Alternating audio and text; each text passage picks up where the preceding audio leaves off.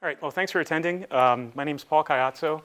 This is my first time in Armenia, so thank you for the lovely welcome. It's been a lot of fun so far. And the talk today is about the philosophy of zero trust. We're not going to get super technical in this conversation, but we can if you've got questions about like implementation methodologies, things like that. Save them for the end and we can dive in.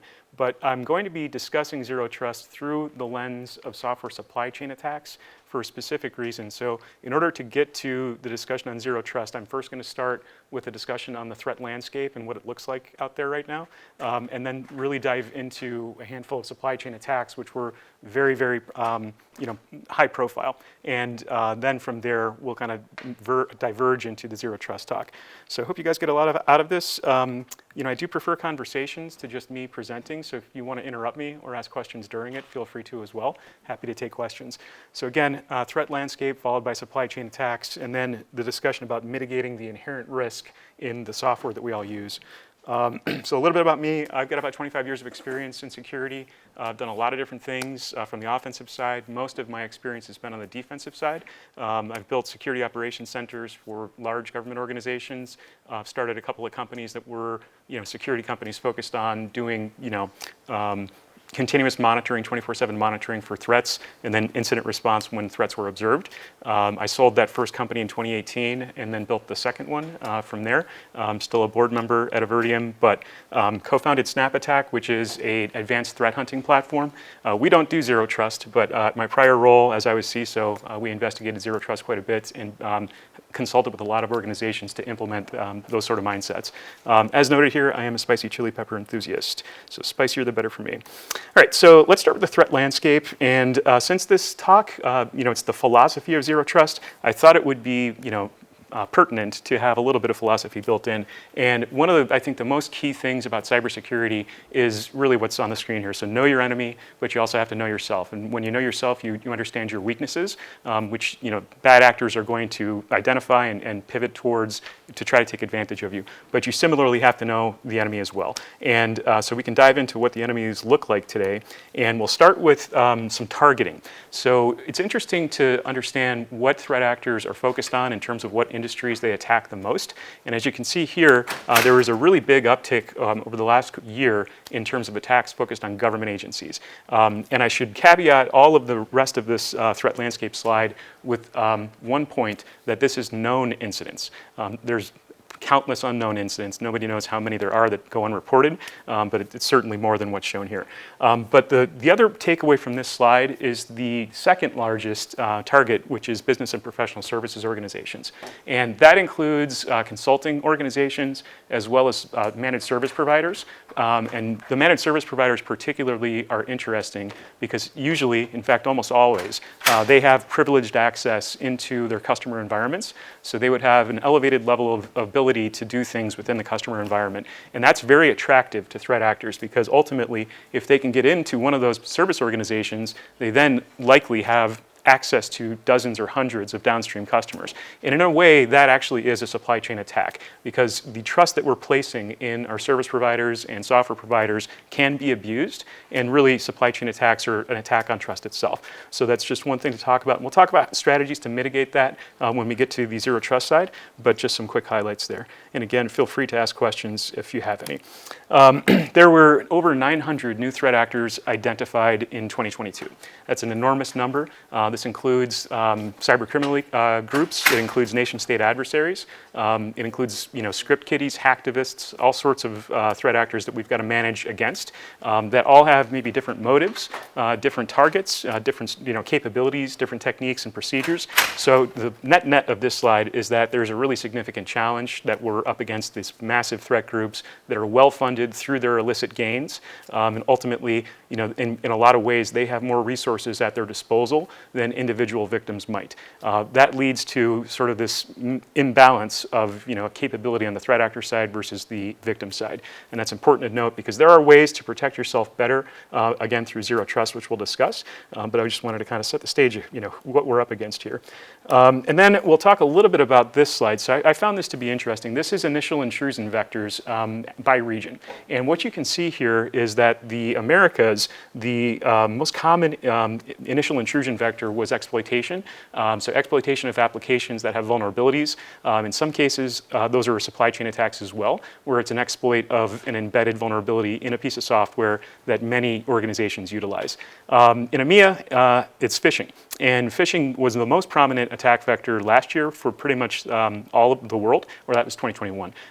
And I'm surprised to see a downtick in that in some regions, but not in others. But also one thing to note, the Asia Pac, there's a prior compromise. So what that means is bad guy got in, some incident response team tried to do their job, but ultimately didn't, uncover the initial access point, and bad guy got back in. That happens quite a bit with ransomware. It also happens with nation state actors as well. Once they're in, it's difficult to get them out. Let's see here. So how about malware families? I always find this interesting. What is the most common malware that we're seeing being utilized? In 2021, it was backdoors. It's still backdoors, but a little bit less prominent. Ransomware didn't really move all that much, but interestingly, in 2020, ransomware was by far the largest. So there's been a decrease year over year in terms of what ransomware incidents we're seeing, which again, I found to be interesting. Launchers are basically utilities that you use to launch another piece of malware. And usually they would be kind of pursuant to the initial intrusion that might be coming through a back door or coming through a phishing attack or something like that. It allows them to get additional access. So with all this said, we've got all of these intrusions. How are we detecting them? How good are we doing at detecting them? And what you can see here is that usually we aren't detecting them. Third parties are detecting them. Some other organization tells us that we've been intruded. And what I find most shocking about this is the really significant uptick year over year because we were trending in a positive direction for a while, but then kind of went back to something that we hadn't seen for almost 10 years. A little bit surprising because of so much investment in cybersecurity. And I guess the question I always have when I look at this is, what do these organizations think when they see statistics like this, given the billions of dollars that are spent on security? It's obviously not doing the job as well as it could. So we've got to think differently about how we defend ourselves. And that is a bit of the segue towards the zero trust side. But there is one other thing I want to show you with respect to detection, and ultimately that's something called dwell time. If you're not familiar with dwell time is the amount of time it takes for an organization to detect a threat actor in their environment. It used to be a really significant amount of time. We are getting better, 16 days on average globally. And I don't know what you guys think about this, but I know if I had complete unfettered access to an environment for 16 days, I could do a heck of a lot of damage. Not that I wouldn't, but bad actors certainly can. So we again have to get better at that. But one point to take away from this that's maybe a little bit of consolation is that if you look back across the last 10 years, we've gotten dramatically better at detecting threats. That's a little bit of an eye chart, but what it says is in 2011, it took 418 days to detect threats. Yes, please. Does this also include the time to mitigate? No, this is just detection time. So that's the mitigation would be after that, and that's an even longer timeline because typically mitigating an intrusion is complicated, costly, and time-consuming. But good question. But I think it's a little heartening that we are so much better over the course of the last decade. So there's something to take away from that, but we still have to get better at it because 16 days really isn't anywhere near good enough. All right, well, that's a bit of the threat landscape. Let's talk about supply chain attacks. How many of you guys are familiar with what supply chain attacks are? Handful? All right, so we'll get into some of the details on it. So starting first, what is a supply chain attack? The way I like to articulate this is that it's truly an attack on trust itself. And what I mean by that is we have service providers that have connectivity to our environment. We have third-party software that we install and run in our environment. And we're effectively trusting that that organization has done their job to secure their own software, secure their own environment. They don't always do that, unfortunately. And bad actors, again, know that, and know that if they are able to do things like purposefully injecting vulnerabilities into code that you trust, then that one action could have a really significant effect on a wide array of organizations. And so it's it's become much more common, and threat actors are actually breaking into software vendors purposefully to inject malicious code that is, again, inherently trusted by the organizations that are running it. And similarly with service providers, like I said earlier, service providers like people that run your firewalls or that do continuous monitoring like my companies do, then that's a level of trust that's put into us because again, we have connectivity to those environments, and if we were broken into, many organizations are going to be broken into. And I'll give you an example of that in a couple of slides here. It's really difficult to mitigate these risks for a number of reasons. First off, we need the software, right? We have to have the software to run in our environment, and we don't have the ability to decompile it, check the code. That's usually restricted in licensing agreements. And although we can test for vulnerabilities and things like that by scanning our environment, if it's an unknown vulnerability, a vulnerability scanner is not going to tell you that you've got a problem with some code that you're running. So again, we trust that it's doing its job. We trust that there's no security risks within that, and unfortunately, that's a flawed approach. And that's been proven a couple of times recently, and we'll discuss those in a second here. But ultimately, since these are so difficult to mitigate, we need to be thinking differently about how to assess risk from third-party softwares that we're using, or from, again, service providers that have connectivity into our environment. And to give you a good example... I'm sorry, this is like a software development process control problem. I'd agree with that, yeah. Yeah, because this is not the security issue comes from the development process. And the development process nowadays is based on the language technologies that they're using. And also the methodology, how all the process is managed, starting from the team lead to daily task solver, coder level. So it's an element to that, yeah. And so the secure software development lifecycle certainly plays into this. But what I'm speaking more about is if a bad actor breaks into a software development organization and can get to the code, which should never happen. The code base itself should be very, very well protected. If it's not, really bad things can happen. So that's really what I'm getting at. So certainly people should be following a secure software development lifecycle, so no question. It's starting from the software development phase, actually, because in my sense, the security should be applied from that level, starting from that level. The process needed to be, even itself should be secure. 100% it should be. And then it should be maintained, that security process, how the actual software is developing and make the group for, because it's impossible to nowadays find a guy who, like Linus Torvalds, who's developing. It's like a single version, first version of Linux. But in reality, we have big groups. They're working separately in different time zones and so on. Certainly. So this is like really hard thing to control. It is, and I think there's actually... economical aspects, because of the outsourced contracting and prices and so on, it comes in. Also, it plays the role. Agreed. I think there's one fundamental thing that actually precedes the software development lifecycle, though, and that's securing your environment so that the software development can be done safely in a way that it can't be impacted by bad actor third parties. Because even if you're doing your job correctly and your software development team is developing good code, there's still a chance a bad actor could inject malicious code into it if they could break into the environment, which has happened a handful of times. Yes, and they cannot, because of the software now that is so much big, it cannot be recognized, so this is malicious code or not. There are ways actually you can. You can definitely assess code both statically and dynamically, and that should be done before major releases are pushed, but most organizations don't do that. Yeah, that's it. Because this, the problem of the software security, it comes from the company who is developing that software. Yes. But this goes to the shoulders of the user side. Yeah, exactly. The client side should care about that, and they don't care about it. And that's a really key point, which I'll come to later, about how zero trust is to be thought of as it relates to that sort of stuff. Yeah, go ahead. Yeah, I just want to reframe the same point. I understand the secure coding is a big thing, but when you're a company, and for example, you're using a third-party software, Slack or Gmail or whatever, but you don't have the authority of the source of security, right? You're trusting them. So that's the issue. From the company side, you have a lot of integrations, you are using a lot of third parties, how can you mitigate that risk? That's all the major problem when it comes to supply chain attacks. Yeah, that's a key thing. And a good example of exactly that was this incident. Anybody familiar with this incident?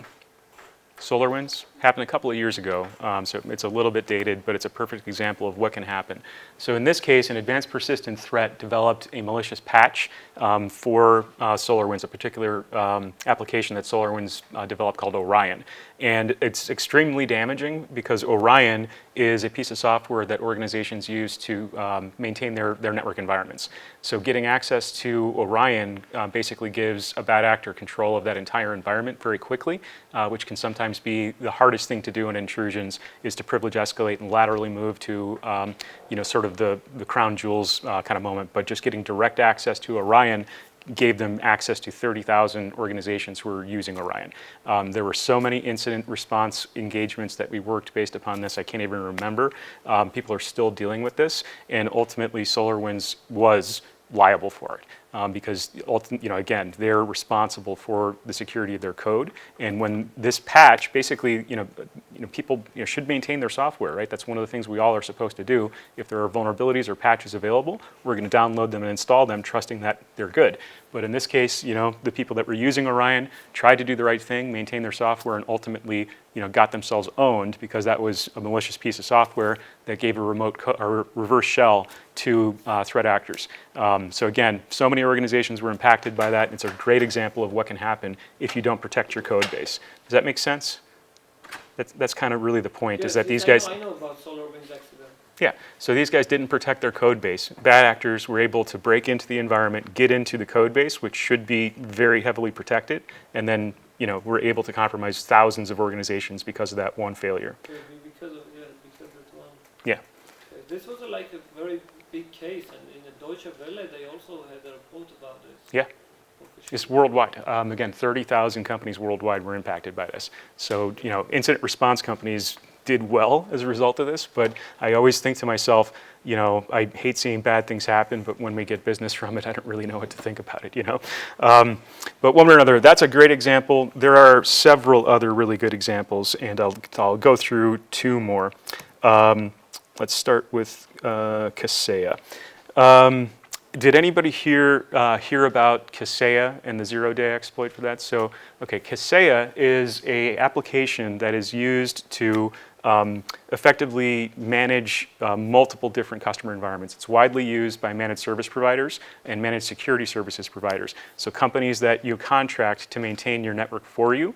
Again, you're putting a lot of trust in them. You're putting a lot of trust in the software that they use. And in this case, a ransomware group, REvil, who was prolific in 2021, 2020, but actually shut down by the Russian government, which one of the very rare cases of that having it happened. They developed a zero-day for Kaseya. And ransomware operators very, very rarely develop their own zero days. They usually can buy access from initial access brokers to their victims, or they can exploit publicly available vulnerabilities that people don't patch that are internet facing. This is one of the very few occasions where they actually did develop their own zero day. And ultimately what happened was they were able to encrypt 1,500 companies by attacking the organizations that used Kaseya to manage their customers. So again, if you think about threat actor motivations, especially financially motivated threat actors, they want to make as much money as possible with as little effort as possible, right? And that's one of the key things. And so in this case, by doing this one bad action, they were able to get to 1,500 victims who all trusted that that software was working. So in a way, this is certainly a software supply chain attack because the vulnerability purposefully injected into Kaseya facilitated this whole attack. So certainly a supply chain attack, and it was actually really, really damaging. And again, this is an example of a single attack with the intent to cascade down. That's one of the key things to think about with supply chain attacks. These guys demanded a $70 million ransom. That ultimately did not get paid. So that's one of those good situations as well. And it was so high profile, again, that the US government put pressure on the Russian government to do something about it for once, effectively, and they actually did take down a few of the operators. But with ransomware specifically, and I've done hundreds of ransomware cases, these groups, when they appear to shut down, they never do. They never actually shut down. They just basically rebrand or maybe tweak the code a little bit and then call themselves something else. REvil's Sorry, the case with SolarWinds also was initiated by some group. I don't remember if it was China or Russia. It was Russia. Russia, yeah. Definitely, yes. And behind that attacks was the Russia. So. Mm-hmm. Yeah. It's like gofts organized. It's not the like 90s gurus or some geek Computer geek is trying to. It definitely isn't. And if you want to learn more about nation-state capabilities, my talk tomorrow specifically about that. I'll be profiling Russia, China, Iran, and North Korea, and the capabilities that each of the main threat groups have within there. But they're certainly active with this sort of stuff. And again, this is an example. It's not an example of the Russian government. It's an example of cyber criminal ecosystem, performing this attack. The government of Russia, and again, I'm happy to go down this path if you'd like. Government of Russia typically turns a blind eye to cybercrime that's focused on Western interests. So if they are seen to be, effectively facilitating some national interest by attacking the West with cyber weaponry, then it's in their best interest to let it continue, and they do. So tomorrow what time? I don't know. Do you remember what time my talk is tomorrow? 3. 3 p.m. There you go. Hope you join. Yeah. Okay, good questions, and I appreciate the conversation, so please continue to do that.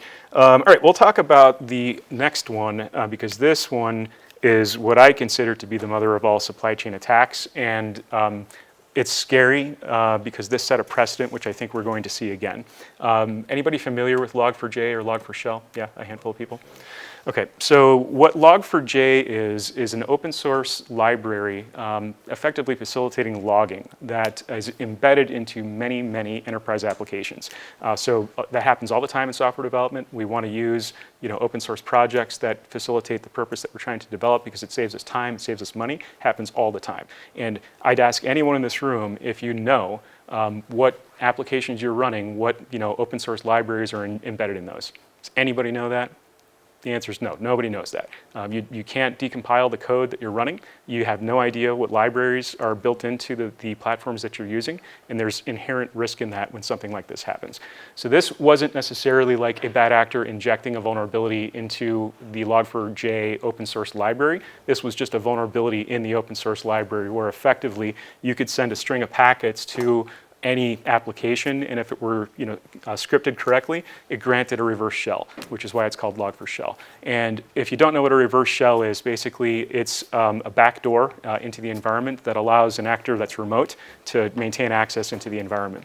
And why this was so damaging is really the kind of what I was talking about. This is embedded in so many applications that people had no idea if they were actually exposed to this or not, because we don't know if this is in the applications that we're running. So, when I was CISO at my former company, we had hundreds of customers that, were all asking us whether or not they were exposed, whether or not we were exposed. And we scrambled to determine whether or not we had any software in our environment that was exposed. We had 2 applications that were, and we had to communicate with the vendor to have them, give us continuous updates about what they were doing about it. But for a period of time, we were exposed, so we had to implement some, basically containment measures or compensating controls is another way to say that, so that it couldn't be exploited by a remote bad actor. It could have still been exploited by a malicious insider, but we accepted that risk because we vet all the people that work with us. But we ultimately had no way to tell those hundreds of customers whether or not they had exposures, because that job would have been incredibly difficult. We'd have to collect an inventory of every application that each company ran, and that's just an enormous problem to solve. And we still wouldn't have had knowledge of whether or not those individual applications were potentially exploitable. So the industry, when this happened, basically dropped everything and tried to determine whether or not each application was exposed. But I promise you one thing: there are victim organizations that are still working on this, and I know of many. I know of many incidents that are still happening from this. It contributed to thousands of compromises, and that's just really the known compromises. So again, really significant risk, and in this case, it wasn't even a bad actor. It was just simply sloppy code that we trusted that was embedded in other applications that we trusted. Right? You see The reality is really more scary than actually the statistics. Oh yeah, yeah. And again, all the statistics that you read is just what's known, right? And they're 20% of existing what? Existing risks, real Incidents? Yes. Could potentially be. I know many incident responders are still working on cases like this. So there are thousands of organizations that are still exposed. And again, it's extremely difficult to know if you are exposed. So you're kind of rolling the dice a little bit. But you have to put the due diligence in to understand whether or not you have this type of exposure. You have to do that, but it can be very, very difficult to answer that question. That's one of the key problems with the software supply chain, that there aren't really many this is solutions. not only in the software, actually, it's in the hardware also, because Sure it we is. have today the situation where in the semiconductor level, Absolutely. there is also IP cores and the licensing mechanism that exist in the chip design and the chip making industry. They also have that vulnerability, and the problem was very, very known, that the melting or overheating problem of the CPUs. When you are running a very special assembly code, goes into the registers, and then it's like forgetting about the control of the heat, and then it goes to overheating and a shutdown. Yeah, and there's also... It goes down to semiconductor. Yeah, 100% it does. There are many firmware vulnerabilities that you can't even really monitor for that sort of thing very well. Yeah, and there's a couple of companies out there that focus on firmware vulnerabilities. I have a couple of good friends. I'll just name drop the one company. Eclipsium is focused on solving the hardware supply chain vulnerabilities. So they might be they put out a lot of interesting content that's worth a read. But absolutely, like firmware vulnerabilities are another example of this same thing, right? It's with firmware. Yeah. So because hardware is controlled by firmware, Right. so in the firmware layer, you have that.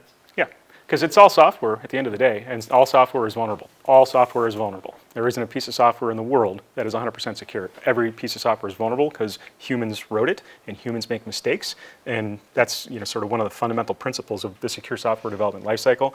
But trust that everything is vulnerable, and that's actually a decent pivot to the zero trust stuff, because ultimately zero trust, we should take that seriously and think about what it means to us, because it's not a product. Right? There isn't a zero trust product that will get you zero trust by pressing a button. It's a mindset, it's a strategy, and it takes time to implement, which is why this is somewhat of a challenge for most organizations to do. But one more thing about Log4j before we step into that. I want to show you what a typical Log4j incident looks like. So let me go through this over here. So the initial compromise is the exploitation of that CVE from 2021, and that's where Log4j effectively ends. But it grants them that initial access, and then they establish a foothold by injecting a C2, a command and control, that gives them, again, remote control of the device that they've compromised. Further, what they need to do next is maintain persistence and escalate privileges. So maintaining persistence means they're going to survive their access even if the systems that they've compromised are rebooted.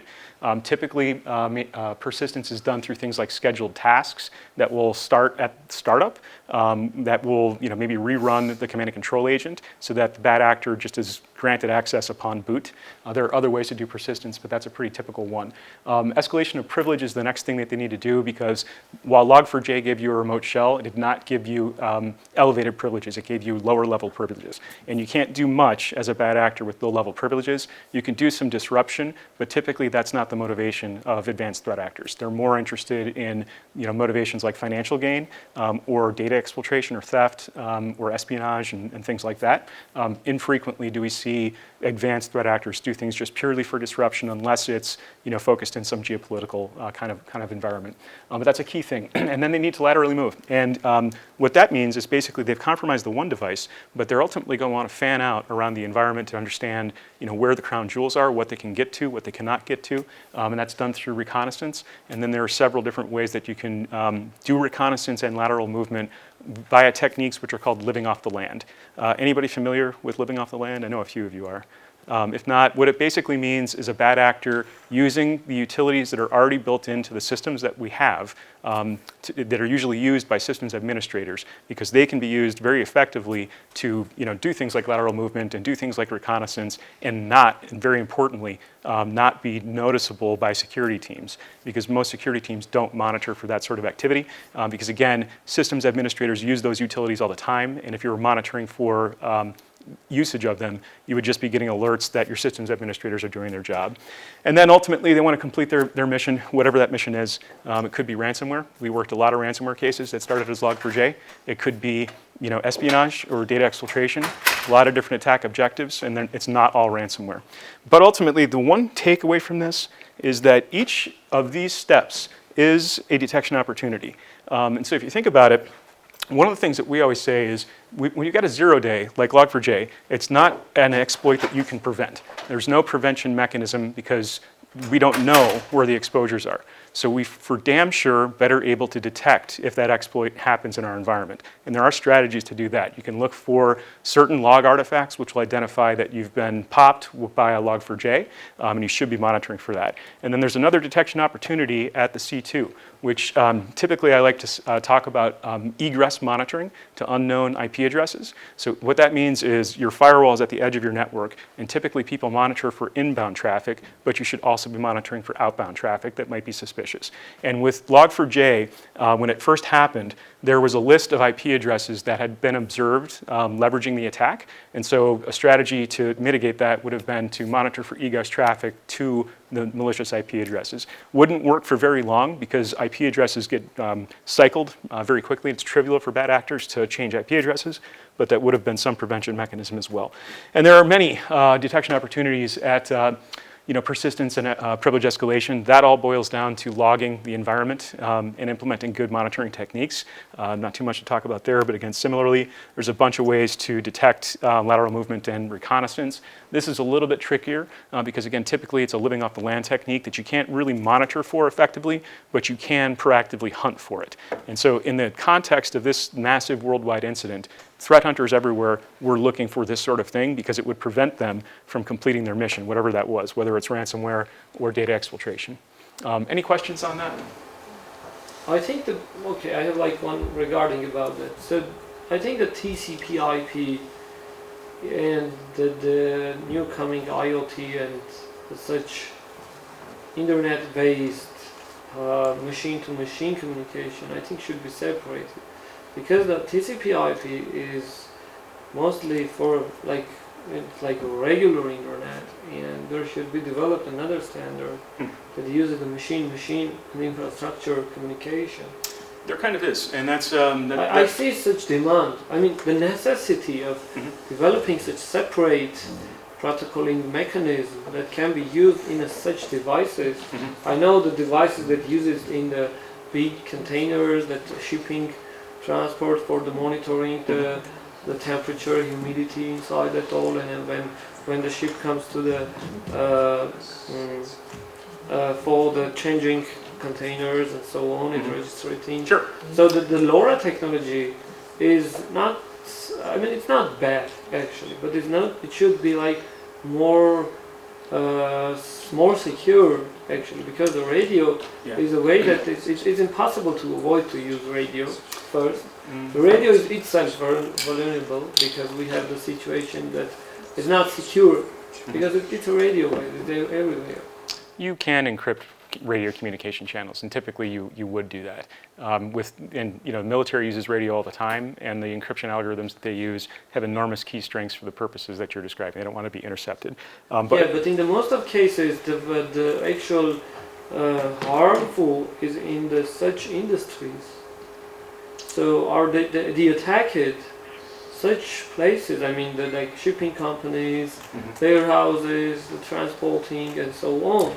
Well, so again, that has a flavor of a supply chain attack as well, because if a bad actor can disrupt, a shipping logistics organization, then stuff doesn't get where it needs to be, and that's also a supply chain attack. It's a different form of supply chain attack. It's not a software supply chain attack, but it definitely still is a supply chain attack. To your point on TCP/IP, I don't think there's a viable replacement for it, given how embedded in everything it is. Everything is internetworked today, and the fundamental principles of TCP or TCP/IP make that happen. What you can do is apply countermeasures to your usage of TCP/IP, and one of which is zero trust. And I'll talk about kind of what you're describing around device-to-device communication as I get into the zero trust stuff.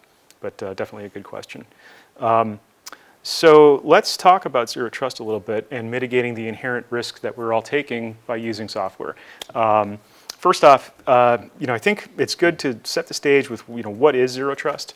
And like I said earlier, I personally don't think it's a product. I don't think it's a technology. I think it's a mindset. It's a strategy that can be supported by technology, but you have to understand that first. And supply chain attacks are particularly interesting to me as it relates to zero trust, because typically people think about zero trust as a networking protocol, and it certainly can be. But again, there are different ways to think about how zero trust could be applied to your environment for mitigating third-party risk that most people don't really talk about. So we're not necessarily talking about the inter-networking form of zero trust, but again, if people have questions about that, I'm happy to take them.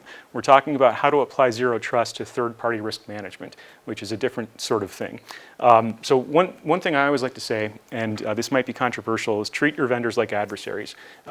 We know a lot about the adversaries that are potentially out there. They're purposefully trying to impact us, but we don't take the same approaches as it relates to vendors that we inherently trust. I was CISO at my last company, and one thing that we always did was collect questionnaires from our vendors, which we would ask them to tell us what their security practices were and basically affirm that they don't have any vulnerabilities, but that is not necessarily enough. And so what I always like to do is collect open source intelligence on any vendor that we happen to be running. Is that a familiar topic, open source intelligence? You guys know what that is? I can explain it a little bit. So open sources are ones that are publicly available that you don't have to pay for. I just have to know where to look. And so for me, when I think about that as it relates to zero trust, all of the vendors that we interact with, all of the software that we use is accessible on the internet, right? So there are strategies that you can use, there's tools that you can use to legally probe those environments for vulnerabilities, not necessarily exploit them. That's when you start breaking laws, but you can observe what's publicly being broadcasted to the world, just like bad guys do. This is part of what bad guys do for profiling organizations, for identifying targeting, and we should be doing the same thing because we're taking on a lot of risk by letting these people in our environments or use software that they've developed. So that's one thing, and I can list some tools that might be useful for that sort of purpose. There's a search engine called Shodan, which is really, really useful for understanding internet risks. When new vulnerabilities are announced, especially 0 days, I always like to go on Shodan and do a quick search, and usually you find tens of thousands of publicly exposed vulnerabilities, which is scary, but it's useful to understand whether or not any of those publicly exposed vulnerabilities are within the IP space of your vendors. And that should also be one of the questions that you ask your vendors. Tell me your public IP space so that you can ultimately monitor it. And then also a software bill of materials. Has anybody heard of that? This is a relatively new term. So what it's trying to do is answer the question that really Log4j exposed around what is embedded in the software that we're running. So the notion being that each software developing organization creates a bill of materials, which lists the various different open source projects that are included in that application. It lists, basically it's not exposing the entire code base, but it gives you enough information to understand when and where vulnerabilities might exist, should something like a 0 day happen. This is like a dependency. Yeah, that's exactly right. So it's what software dependencies exist within the applications that you're running. Nobody's really cracked this yet. It's not something that is widely supported, but there are some initiatives to make it happen.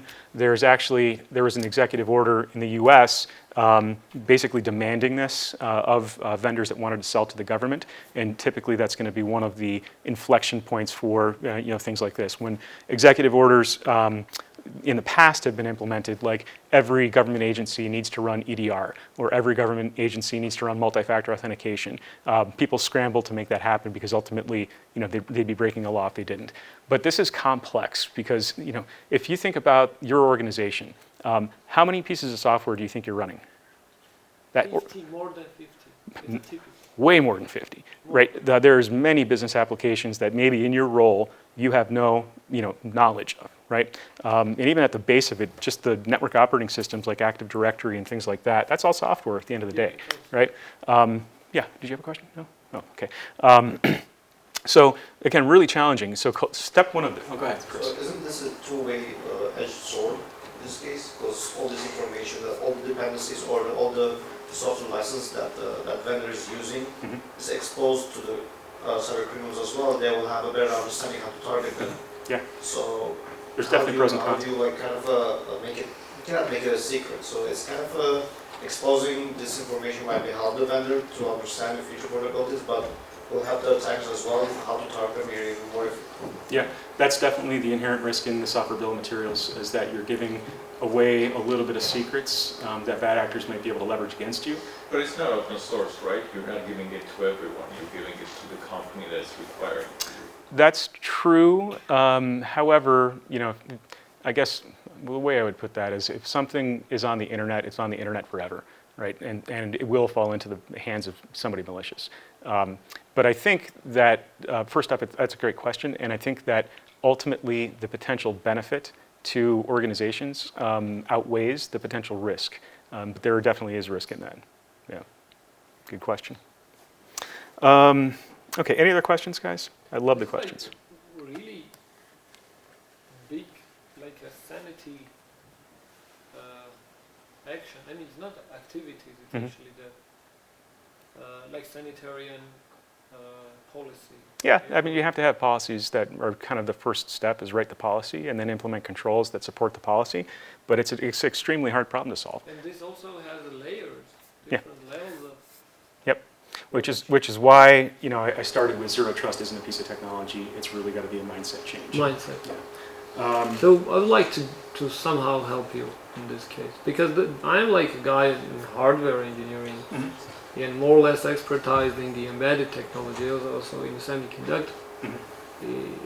I would like to be helpful because this is like very interesting. It could be like a rule set. I mean, it's starting actually with like a policy. It's a rule set. Well, I would And then suggest there's like describing the instructions, how to make environment more secure and detectable. Yeah, I would suggest you do some research into software bill of materials because there is some pretty good research out there that's going to be informative to what you're interested in. I believe there probably are also people working on hardware bill of materials. So how I can be helpful to you? Well, so first off, I don't consult on this stuff anymore. I just happen to know about it because I did a lot of consulting on it. My company, we do advanced threat hunting, which is a very, very different discipline. But there is a lot of communities that are working on solving this problem. And again, if you search for it on the internet, you're definitely going to find them. And that. So in the afterward we will talk. Yeah, sure. Yeah. All right, let's keep going because I'm a little bit short on time and I've got several other slides to get through. But so, zero trust, came about relatively recently and it seems like a lot of people are talking about it. It's one of those security buzzwords that everybody talks about. So why is that happening right now? First off, the pandemic. The perimeters that our organizations used to have do not exist anymore. So many people work from home. Anybody here work from home? I work from home too. And so what that means is that the security controls that we have in our enterprises that monitor traffic, the ingress egress stuff I was talking about, you can't do that when your team is working from home. You can implement things like VPNs and when the pandemic happened, I know this, so many people scrambled to upgrade their VPNs to support more and more people that there was actually a shortage for the VPN vendors to be able to produce the stuff that they needed to from a hardware perspective. But VPN is not necessarily the best strategy. Because what happened is typically, it's called split tunneling. Is anybody familiar with that? So split tunneling means when you're active in a VPN session, split tunneling means the corporate traffic that would be focused on accessing an enterprise resource goes down an encrypted channel back to the enterprise, and you can monitor that. But traffic that is not intended for that corporate environment, traffic that's going to the internet, splits off and is not encrypted, right? And that's sorry? Listening music, whatever. YouTube right. differs from the exactly. using internal.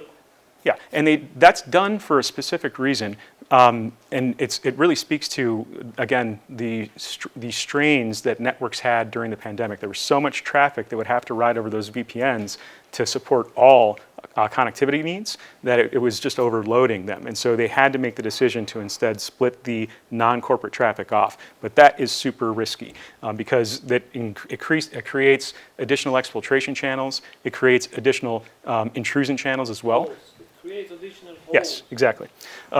So anyway, that's one aspect of it. The other aspect of it is most organizations have extremely complicated environments and use a lot of different cloud providers.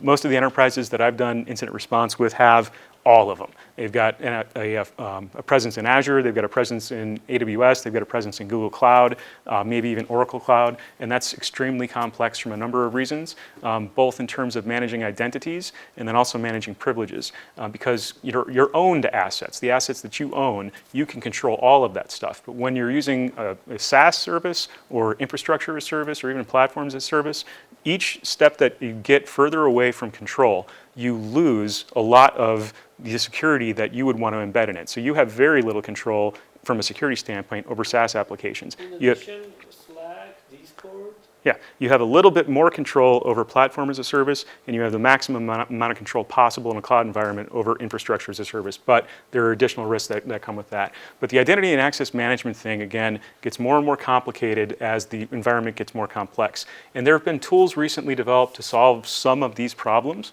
one being CASB, which is, what is it called? Controlled Access Security Broker, I think is what that is, CASB. And basically that's a way to manage identity across a wide variety of like SaaS and PaaS and IA.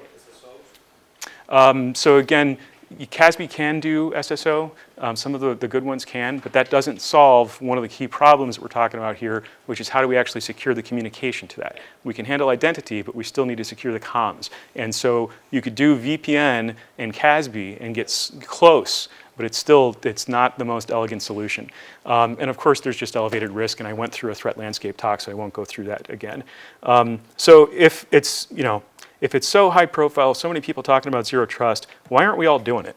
And the reasons, there exist significant challenges within a zero trust implementation. First off, the lack of understanding of what zero trust actually means. But secondly, just a lack of confidence. Change is difficult, and some organizations are very resistant to change. And in fact, the behavioral changes that are required to implement a true zero trust strategy are probably the biggest barrier to overcome. It's not necessarily the technical challenges that are the tricky thing, but being able to understand all of the fundamental facets of this that you need to know before you can start down the path of zero trust, that can be a significant challenge in and of itself. So what does that look like? So there's a life cycle for zero trust, specifically around how authentication happens and how controlling privilege access happens. First we've got to be able to identify the user. You can do that simply by a username, but that's really not secure enough. So a typical zero trust principle is that we want to understand context of that user. Is it the normal time zone that they're logging in? Are they logging in from a new device or a new network segment or maybe a new geolocation? Those sort of things are important because it can identify a compromised credential, and it elevates the level of scrutiny that you're putting on that piece of authentication. And so that's the context addition. There are other things from context that you would want to inspect. You can even inspect down to the device level. Does the device that this person is logging in from have the appropriate level of controls on it? Does it have the updated EDR? Does it have the right GPO policies, security policies, et cetera? All that stuff's important and helps you verify the access request. The resource that they're trying to access, that's when you start thinking about the controlling the communications. So once you've figured out that they do require access to this thing, then you grant them the least privilege possible. And that's a really fundamental concept of security, the least privilege principle. Give them only the access that's required for them to do their job. And then continuously audit this. Because just because we trust them yesterday doesn't mean we still trust them today. Trust is temporal. And that's one thing to keep in mind, because a bad actor could abuse that device that user's logged in on sometime between when you do authentication requests. So it's important to continuously audit. And again, trust should always be considered temporary in this sort of this mindset of zero trust. But there are several different access use cases that this can be applied to. It's not just a human.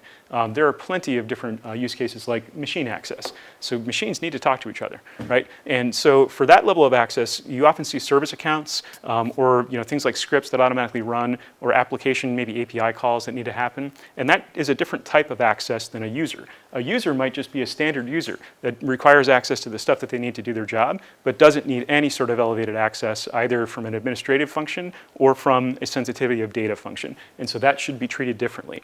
Different set of controls. That's probably the area where, while they have access to the least amount of resources, they may be the riskiest part of your environment because you might might have the most of them, right? So you want to have some monitoring of them as well. Then there's administrative access, which is probably what should be the fewest number of people in your environment that have that.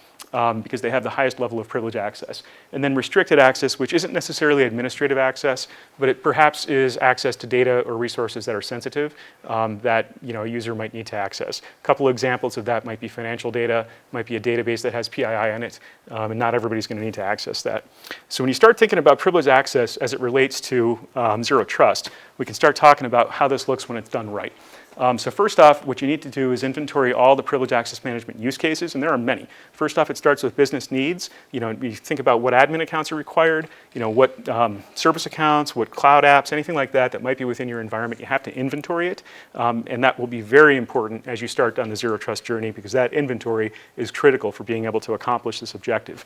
But from there, of course, identify the privileged account users, identify what resources they might need to access, what services, what applications, what databases, et cetera. Catalog all that stuff. It's important to do that because you can start applying zero trust principles once you understand what your use cases are, what users need to do, and then what resources you have. That is fundamental. And then figure out what is the least amount of access each of those access types requires to do the job. And again, catalog and document that. This is time consuming to start, but it pays dividends once you get over that sort of front-loaded effort. And then from there, you can actually start down the zero trust journey. And it took a little while to get to this, but it's important to understand kind of where you're at on day one. And so that's really all the inventorying stuff that I talked about. And it's probably going to take some months to actually do that.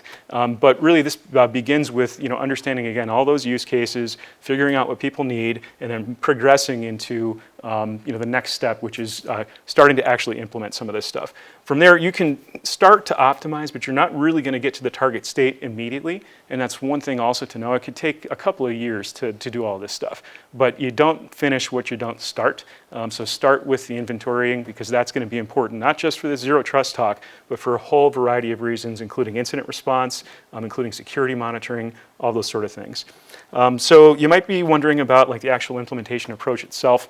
So as I said first, you need to understand your environment. You can't protect what you don't know. I started this conversation by saying know yourself. That's really what that's all about. Catalog everything that you need, every resource that people need, and document it. And then from there, identify what the different identity and access management controls you have are, any multi-factor authentication, because that's also going to be critical to the technical implementation of the zero trust principles. And then from there, identify some pilot use cases. Don't try to boil the ocean. Do one, right, and get that right. And that frequently, what we saw often was it was the remote access VPN replacement, where zero trust, like a software-defined perimeter approach, was taken rather than a VPN, and that was very helpful again during the pandemic. But that's a good one to start with because there should be fewer use cases for inbound remote access, and it's relatively easier to actually implement that. And then start expanding to additional use cases. But again, don't expect it to happen quickly. It's something that's going to take some organizational change, and again, a mindset shift about how we're thinking about zero trust. Let's see, how am I doing on time? Got 6 minutes, is that right? Okay, so let's take some questions. Hopefully you guys have some. So what about the company or at which stage they can start implementing zero trust? Let's say it's going to be very difficult for a huge massive company to start doing it, but what if it's a startup? Should they start doing zero trust methodology or who's ready for it? Yeah, that's a good question. So I do think large enterprises should absolutely be doing this. They should make this a significant strategic initiative and put resources against it because they're going to reap benefits downstream. I know not many are, not all are certainly. Whether or not a startup should, startups very frequently run fast and loose when it comes to security and don't actually implement much in the way of security controls. I think in an ideal world, yes, because you're starting from you're a startup. You can do it right from the beginning, and maybe that's easier because there are fewer things that you have to document, and so simply the amount of resources you have to expend to get there might be less. But I know startups, I've run a bunch, they're not focused on that sort of thing. They're focused on how do we grow this company as quickly as possible, and not necessarily mitigating security risk. They might be thinking about mitigating financial risk, watching burn down and stuff like that, but are not really thinking about security. So yeah, so the challenges from SMB at the early stage is to define what is a zero trust methodology in a small case, more like a mini one, in order to start that kind of process in the future when it comes to becoming a massive infrastructure, they are ready to adapt and integrate to a real zero trust or a more serious way, or expand it to other assets or other access as well. So like, if it's a small SMB company, how they can be ready for the future zero trust implementation? So for that use case, I would probably recommend a software-defined perimeter strategy to start with. And for those that don't know what that is, basically your perimeter currently is defined by hardware, like firewalls, routers, et cetera, but it can be defined by software. You've probably heard the term SD-WAN. This is a similar approach, but it's really talking about the perimeters around every device that's running the application that provides it. So technically, the way that works, you install an agent on each machine that requires access and configure that effectively virtual firewall in a way with the access control rules that it requires. And then there's two strategies that could be implemented from there. One is called cloud routed, where traffic from that endpoint, wherever it is in the world, is routed to some cloud broker that's either provided by the vendor, or you've bought a hardware appliance or something, or a software appliance, and it's installed in the cloud environment. And then from there, all traffic goes to that, and then it brokers the traffic out to where it needs to go from there. The other strategy is what's called direct routing, where again, that agent that's installed on the device has a configuration which tells that again, the network stack on the device, what it can and can't do. And if it tries to make a request to the corporate network, it's routed directly to the corporate network. If it tries to make a request to YouTube, it's routed directly to YouTube, rather than having to go through that man in the middle. And there are pros and cons to both of those approaches. The pro for the cloud routed is that you have a centralized way to manage and monitor what traffic is happening from your different users. That's much simpler than the direct route. But it's also potentially a single point of failure, and that's one of the big cons for it. Direct routing, the pros are there's no latency because we're going directly to it rather than taking a hairpin turn through a cloud router. But you potentially limit your visibility into the traffic that your users have because it's not going through that centralized place where you can do that kind of choke point monitoring. But the best vendors enable monitoring from the agent itself, where it will communicate back to a central control hub. So, yeah. Any other questions, guys? Happy to take them. 1 minute left. What's my favorite color? It's red. Yes, I think we can exchange contact. Okay, sure. Tomorrow I will come to your another speech. Okay. Yeah, I think that one will be a little bit more interesting than this one, frankly. But I enjoy talking about that. And also I like spicy food, especially Chinese. I can't find any good spicy food here. Yeah, I will guide you. Trust me. I like super hot food, though. I So know what One of your favorite colors, red then. I know what you're gonna like. yeah.